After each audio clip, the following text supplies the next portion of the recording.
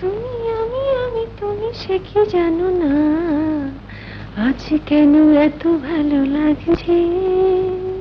মা শারমিন, এই যে মা। ওনারা কি চলে গেছে বাবা? হ্যাঁ, কিন্তু মাসুদ সাহেবরা কেন এসেছিল জিজ্ঞেস করলি না? কেন বাবা? তোর সাথে সোহেলের বিয়ের প্রস্তাব নিয়ে। আমার সাথে সোহেল সাহেবের? হ্যাঁ মা, সোহেল ছেলে হিসেবে খুবই ভালো।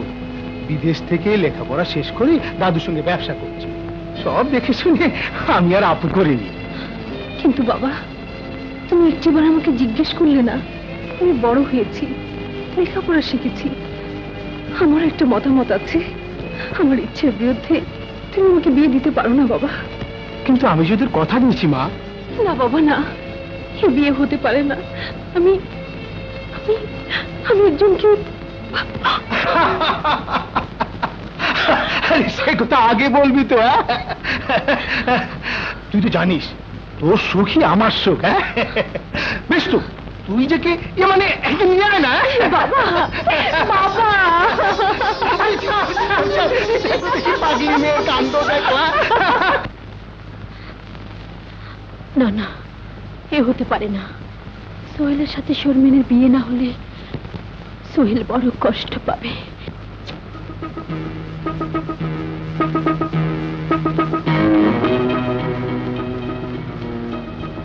এতদিন পরে কোথা থেকে হাজির হলো এই আপদ। সোহেল জানে তার মা বেঁচে নেই।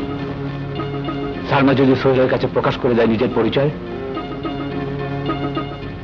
না হুজুর, আপনার চা। আর কিছু দেব? না,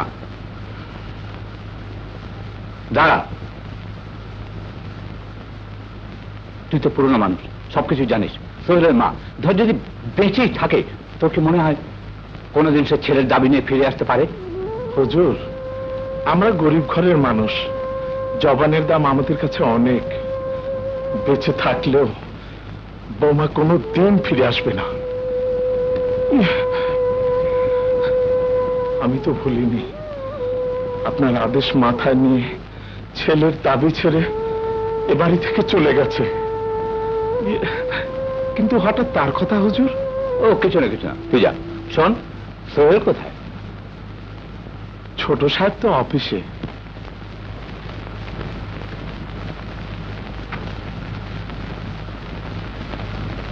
কে ওই মহিলা? কেন ওনাকে এত চেনা মনে হচ্ছে? কেন ওনাকে আবার দেখতে ইচ্ছে করছে? কথা বলতে মন চাইছে কেন?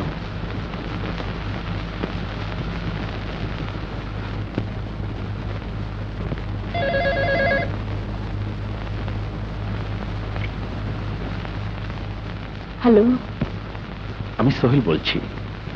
আপনি কে? হ্যালো, কে বলছেন? আমি এই বাড়িতে কাজ করি।